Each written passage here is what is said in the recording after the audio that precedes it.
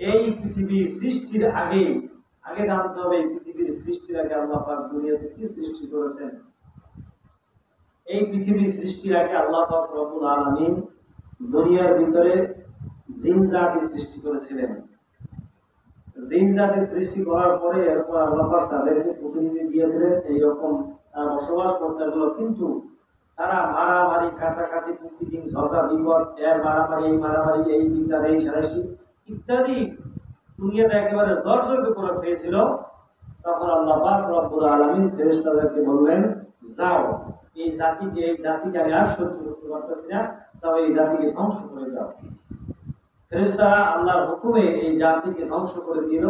এরপর হাজার হাজার বছর চলে গেল। এরপর আল্লাহ পাক রব্বুল আলামিন ফেরেশতাদেরকে নিয়ে ডাকলেন। এরপর বললেন যে ওয়াইজ ক্বালা রাব্বুকা লিল মালাইকাতি ইন্নী জাঈলুন ফিল আরদি খলিফা।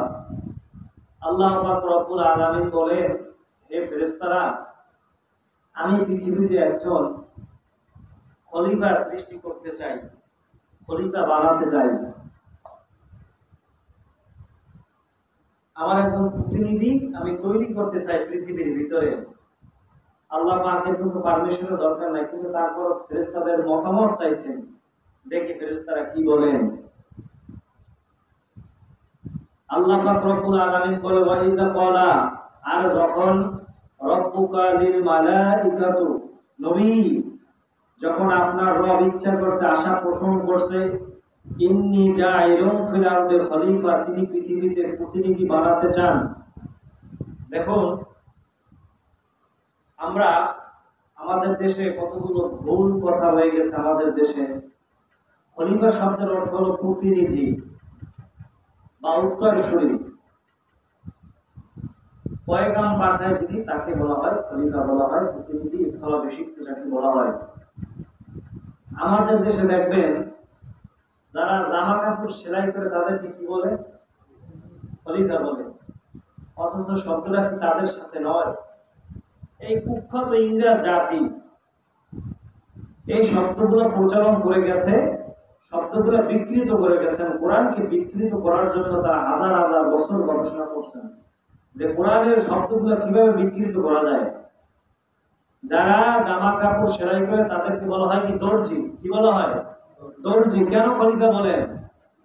কুখ্যাত ইংরেজ জাতিগুলো এই ভাষাগুলো আমাদের মধ্যে প্রয়োগ করে দিয়ে গেছেন। হরতাল একটা গুজরাটি শব্দ, এটা বাংলাদেশি শব্দ নয়। এই যে হরতাল বলি না আমরা, হরতাল কারে কয়? সব তাল যেইটারে নষ্ট করে এইটার নাম হলো হরতাল। ভালো করে বুঝছেন ব্যাখ্যাগুলো। সব তাল যেইটারে নষ্ট করে এইটার নাম কি? হরতাল। এর নাম হলো সব তাল নষ্ট করে দেয়, তার নাম হলো হরতাল। খলিফা শব্দটা আল্লাহ পাক রব্বুল আলামিন কোরআনের মধ্যে দিয়েছেন প্রতিনিধি হিসেবে। আমার প্রতিনিধি আমার পক্ষ থেকে ইসলাম প্রচার করবে, দিন প্রচার করবে, আমার কথাগুলো মানুষের মাঝে প্রচার করবে, প্রকাশ করবে। কিন্তু কুখ্যাত ইংরেজ জাতি লাগাইছে কোথায়? জামা কাপড় যারা বানায় এরা বানাইছে খলিফা। কোরআনকে তারা কিভাবে বিকৃত করছে, অথচ আপনাদের তো খবরও নাই এই বিষয়ে। এজন্য আল্লাহ পাক রব্বুল আলামিন বলেন, ওয়াইজা ক্বালা রাব্বুকা লিল মালাইকাতি ইন্নী জাঈলুন ফিল আরদি খলিফা। হে নবী, আপনার রব যখন মনস্তাব করলেন, পৃথিবীর ভিতরে তিনি প্রতিনিধি খলিফা বানাতে চান, তার কথাগুলো প্রচার করবে, এইরকম একজন প্রতিনিধি বানাতে চান। ফেরেশতাদেরকে বললেন প্রতিনিধি বানাতে চান। ফেরেশতারা কি বললেন? ক্বালু আতাজআলু ফিহা মান ইউফসিদু ফিহা ওয়া ইয়াসফিকুদ দিমাআ ওয়া নাহনু নুসাব্বিহু বিহামদিকা ওয়া নুকদ্দিসু লাক ক্বালা ইন্নী আ'লামু মা লা তা'লামুন। আল্লাহ পাক রব্বুল আলামিন বলেন, ফেরেশতারা ক্বালু আতাজআলু ফিহা, আল্লাহ তাআলাকে ফেরেশতারা বললেন, আল্লাহ তাআলাকে প্রশ্ন করার অর্ডার তো আমাদের নাই। তার কাছে আমরা গিয়ে জানতে পারি যে আপনি কাদেরকে সৃষ্টি করতে চান পৃথিবীর ভিতরে। যাদেরকে আপনি পৃথিবীর ভিতরে সৃষ্টি করেছিলেন, ফিহা মান ইউফসিদু, ফিহা ওয়া ইয়াসফিকুদ দিমাআ, আপনি তাদেরকে সৃষ্টি করেছেন যারা ঝগড়া ফ্যাসাদ মারামারি কাটাকাটি ইত্যাদি যারা দুনিয়ার মধ্যে এগুলো করেছিল, আপনি কি তাদেরকে আবার সৃষ্টি করতে চান? ফেরেশতারা আল্লাহ তাআলার কাছে গিয়ে বলছেন, আল্লাহ পাক রব্বুল আলামিন কি বলেন, ওয়া নাহনু নুসাব্বিহু বিহামদিকা ওয়া নুকাদ্দিসু লাক, এবং ফেরেশতারা বলতে লাগলেন, আল্লাহ আমরা তো আপনার প্রশংসা করতেছি, ওয়া নুসাব্বিহু বিহামদিকা, আপনার হামদ, আপনার সানা, আপনার প্রশংসা, আপনার কৃতজ্ঞতা, আপনার গুণগান, ওয়া নুকাদ্দিসু লাক, আমরাই তো বলতেছি, আমাদের জবান থেকেই তো বলতেছি, এরপরে আবার কেন দরকার? ওয়া নুকাদ্দিসু লাক, আল্লাহ বলে ক্বালা ইন্নী আ'লামু মা লা তা'লামুন, আল্লাহ বলেন আমি যা জানি তোমরা কি তা জানো? আল্লাহ বলে আমি যা জানি তোমরা কি তা জানো? আল্লাহ প্রশ্ন করছেন আমি যা জানি তোমরা তা কখনোই জানো না। এখন এই কথাগুলো আল্লাহ পাক রব্বুল আলামিন কেন বললেন? কারণ হাদিস শরীফের ভিতরে আসছে আল্লাহ নবী বলছেন দুনিয়ার ভিতরে এমন এমন ফেরেশতা আল্লাহ পাক তৈরি করেছে কিনা আসমানের মধ্যে কোন ফেরেশতা আছে পৃথিবীর শুরুলগ্ন থেকে আল্লাহ পাক বলেছেন ও ফেরেশতারা তোমরা আমার গুণগান প্রশংসা জিকির আজকার করো। ওই ফেরেশতাগুলো এখন পর্যন্ত জিকির আজকার করতেছে, এখন পর্যন্ত তাসবিহ তাহলিল আদায় করতেছে। নবী পাক হাদিসের মধ্যে বলেন কোন একদল ফেরেশতাকে আল্লাহ পাক রব্বুল আলামিন বলেন তোমরা জমিনের মধ্যে ফেরেশতা তোমরা জমিনের মধ্যে সিজদা করতে থাকো। ওই যে আল্লাহ পাক রব্বুল আলামিন একবার আদেশ দিয়েছেন, এই আদেশ পালন করতে গিয়ে কিয়ামত পর্যন্ত ওই ফেরেশতারা তারা সবাই সিজদায় পড়ে আছে। সুবহানাল্লাহ। আপনি আমি কি 24 ঘন্টা সিজদা করি বলেন? আল্লাহ পাক আপনাকে আমাকে 24 ঘন্টা সিজদা করার জন্য বলছেন না সারা জীবন সিজদা করার জন্য বলেন নাই, মাঝে মাঝে কিছু সময় কিছু টাইম আল্লাহ পাক বেঁধে দিয়েছেন, নির্ধারিত করে দিয়েছেন, এই সময়গুলোতে তোমরা আমি রবের তাসবিহ তাহলিল সালাত আদায় করো, আল্লাহ তাআলার কৃতজ্ঞতা প্রকাশ করো। এরপর আল্লাহ পাক রব্বুল আলামিন বলেন ক্বালা ইন্নী আ'লামু মা লা তা'লামুন, আল্লাহ বলে ফেরেশতা আমি যা জানি তোমরা তা জানো না। সুবহানাল্লাহ সুবহানাল্লাহ বিহামদিহি। আল্লাহ তাআলার জ্ঞান কত সংক্ষেপে বুঝবেন। এই পৃথিবীতে 5টি রয়েছে মহাসাগর। কয়টা মহাসাগর রয়েছে? 5টি রয়েছে মহাসাগর।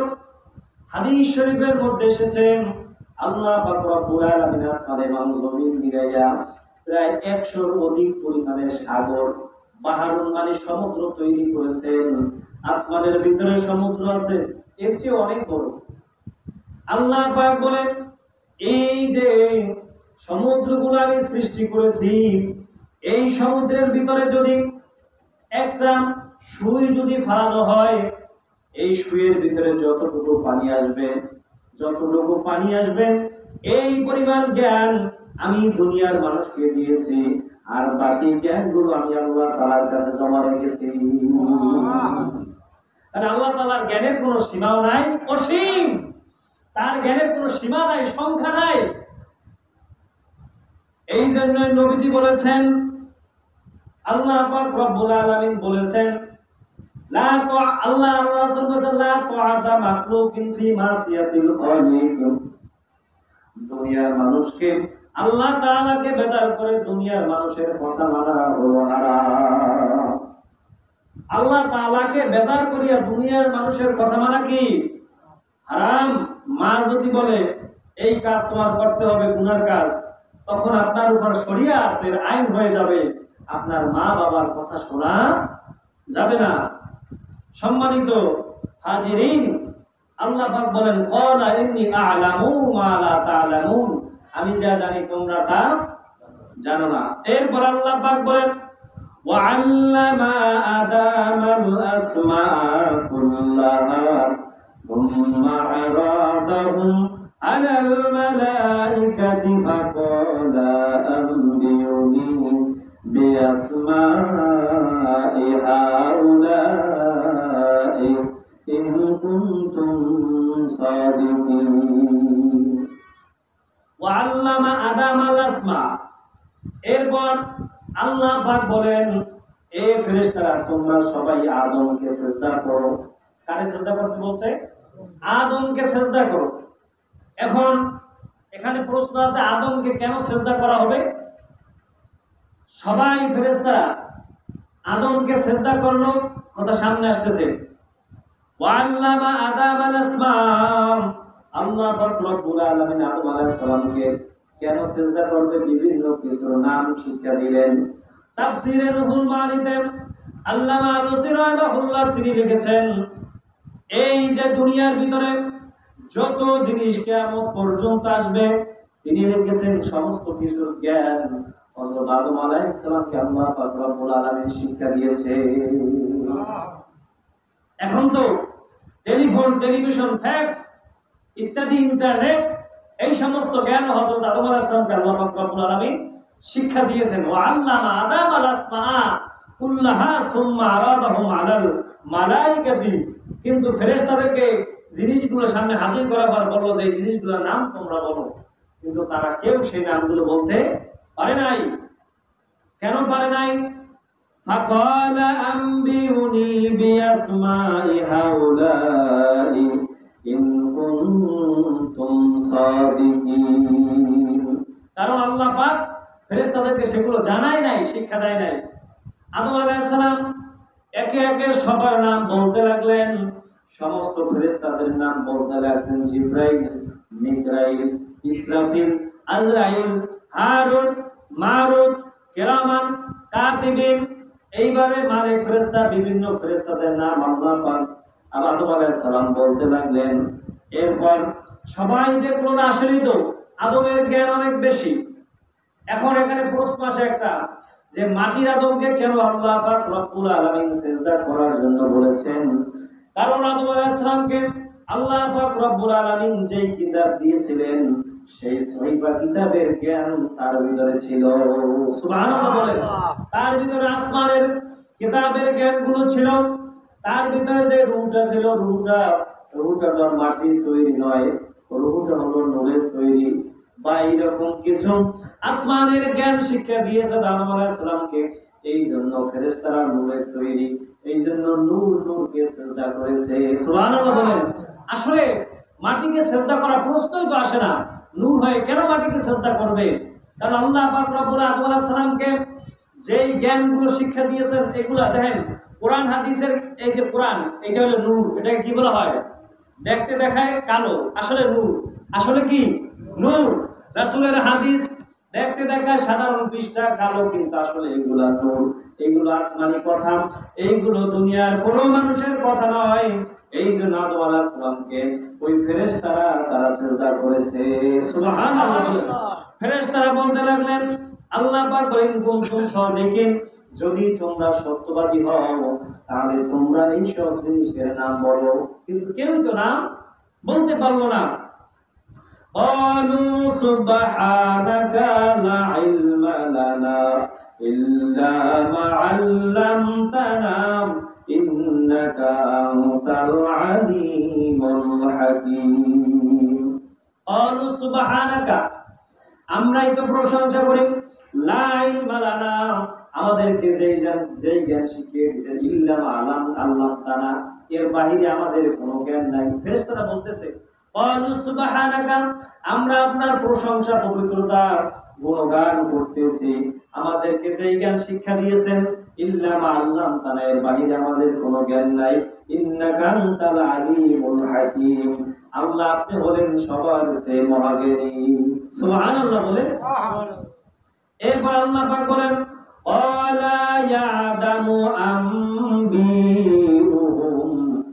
আম্বিউহুম বিআসমাইহিম ফালাম্মা আনবাউহুম বিআসমাইহিম ক্বালা আলাম আকুল লাকুম إني أعلم غيب السماوات والأرض وَاعْلَمُوا مَا تُبْدُونَ وَمَا كُنتُمْ تَكْتُمُونَ। আল্লাহ পাক রব্বুল আলামিন আদম আলাইহিস সালামকে কেন শ্রেষ্ঠ বানালেন? হাদিস শরীফের মধ্যে এসেছে আদম আলাইহিস সালামকে আল্লাহ পাক রব্বুল আলামিন প্রায় 10 মাস বসে সৃষ্টি করেছেন। সুবহানাল্লাহ, 10 মাস বসে সৃষ্টি করেছেন। এজন্য সন্তান জন্ম নেয় কত মাসে? কথা কয় না, সন্তান কত মাসে জন্ম নেয়? 10 মাসে সন্তান জন্ম নেয়। আল্লাহ পাক রব্বুল আলামিন আদম আলাইহিস সালাতু ওয়াস সালামকে যখন সৃষ্টি করলেন, তার ভিতরে যখন রূহ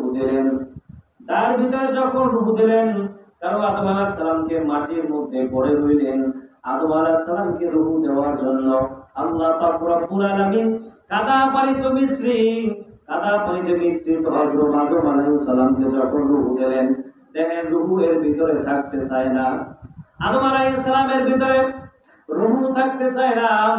তার কারণ ওটা হলো মাটির জিনিস, এর ভিতরে রূহ থাকবে কেন? আল্লাহ পাক বলেন, এই রূহ হলো আমার পক্ষ থেকে, এটা আমি আমার বান্দা বান্দীকে দিয়েছি। রূহ যখন থাকবে তখন মানুষটা জিন্দা, আর রূহ না থাকলে মানুষটা তখন হবে মুর্দা। ঠিক কি না? রূহ আছে, আপনার পরাণ আছে, রূহ নাই, আপনার জীবন নাই। যদি রূহ থাকে তাহলে ইমাম সাহেব, রূহ না থাকলে ইমাম সাহেবের লাশ পড়ে আছে। এই জন্য আল্লাহ পাক রব্বুল আলামিন আদম আলাইহিস সালাতু ওয়াস সালামকে এই শিক্ষাগুলো দিয়েছেন। আর আল্লাহ পাক বলে দিয়েছেন, ওয়াইজ কুল্লা লিল মালাইকাতি ইসজুদু লি ফাসাজাদু ইল্লা ইবলিসা আবা ওয়া আস্তাকবারা ওয়া কানা মিনাল কাফিরিন। যেই কথা বলছিলাম, আল্লাহ পাক বলেন আদমকে সেজদা করো, সবাই সেজদা করো ইল্লা ইবলিসা, একমাত্র ইবলিস সেজদা করে নাই। আবা ওয়া আস্তাকবারা, তিনি অহংকার করছেন। কেন? আমি হলাম আল্লাহ পাক, আমাকে তৈরি করেছে আগুন দ্বারা, আর আগুনের গতি কোন দিকে? উপরের দিকে। আর মাটির গতি কোন দিকে? নিচের দিকে। কেন আগুন হয়ে মাটিকে সেজদা করব? সেজদা করব না। আবা ওয়া আস্তাকবারা ওয়া কানা মিনাল কাফিরিন, তিনি যখনই হিংসা তার মনের ভিতরে কেবের যখন চলে আসছে, আল্লাহ বলে ওয়া কানা মিনাল কাফিরিন, তোমাকে আমি এর ভিতরে কাফের বানাই দিলাম। কি বানাই দিলাম? আল্লাহ আমার ওস্তাদ একটা কথা বলছেন, ওয়া কানা মিনাল কাফিরিন আয়াতের মধ্যে যখন আসছে তখন হুজুর আমাদেরকে একটা ঘটনা শুনিয়েছিলেন যে এক ব্যক্তি, ইমাম সাহেব, তিনি একটু আয়াতের ভিতরে আসে ওয়া কানা মিনাল কাফিরিন। আর একজন মুসল্লি ছিল, লোকটা ছিল কানা, লোকটা চোখে দেখতো না, এরই তো কানা বলে, চোখে তাকে কানা বলে না। যখন ইমাম সাহেব মাগরিবের নামাজে কিরাত পড়তে আয়াত আছে ওয়া কানা মিনাল কাফিরিন, তখন মুসল্লি চিন্তা করলো, মুসল্লি আমার কাফের বললো, আমি কানা কাফের? কথা ভালো করে খেয়াল করেন, আমি কানা কাফের। পরদিন নামাজ পড়ছে, ওই একই আয়াত আমার হুজুর পড়ছে ওয়া কানা মিনাল কাফিরিন। তখন পিছন থেকে লোক বলতেছে ও ল্যাংরানা মিনাল ফাসিকিন, ও ল্যাংরানা মিনাল, ইমাম সাহেবের পা ছিল একটু বাঁকা, কিন্তু পিছন থেকে লোক বলতেছে ও ল্যাংরানা মিনাল ফাসিকিন। দেখছেন কেমন কোরআন বলছে? আয়াত আসছে ওয়া কানা মিনাল কাফিরিন, ইমাম সাহেবের পা ছিল একটু খাটো, সে লোক বলতেছে ও ল্যাংরানা মিনাল ফাসিকিন। আসলে কি আমরা তো এইভাবে কোরআন বুঝতেছি এখন, এই ল্যাংরার মতো ফাসিকের মতো আমরা কোরআন বুঝতেছি। সম্মানিত হাজিরিন, লম্বা ঘটনা। আদম আলাইহিস সালামকে আল্লাহ পাক রব্বুল আলামিন এই পৃথিবীতে প্রতিনিধি হিসেবে সৃষ্টি করেছেন, তাকে প্রতিনিধি বানিয়েছেন। কেন প্রতিনিধি বানিয়েছেন? যে মানুষের নিকট গিয়া তুমি এক আল্লাহর সত্যের দাওয়াত দিবা। আদম আলাইহিস সালামকে